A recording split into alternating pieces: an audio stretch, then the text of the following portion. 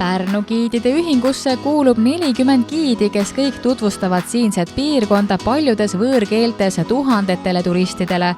Ühingu giidid teevad koostööd erinevate partneritega, alustades kohalikest ettevõtetest ja lõpetades suurte välismaiste reisikorraldajate ning büroodega. Olulisel kohal on ka giiditeenuse kvaliteedi tagamine atesteerimise kaudu. Giidid on sel aastal olnud silmapaistvalt tegusad oma mitmekesiste ekskursioonidega Pärnu linnas ja maakonnas.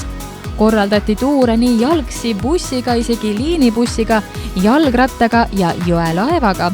2 hooaega on huvilistele temaatilisi ekskursioone pakkunud giidide projekt nimega Pärnu pajatab.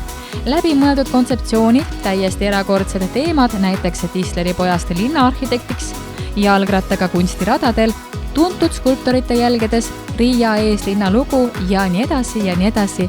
Päris kahju kohe kõigist, kes nendest põnevatest teematuuridest osa ei saanud võtta.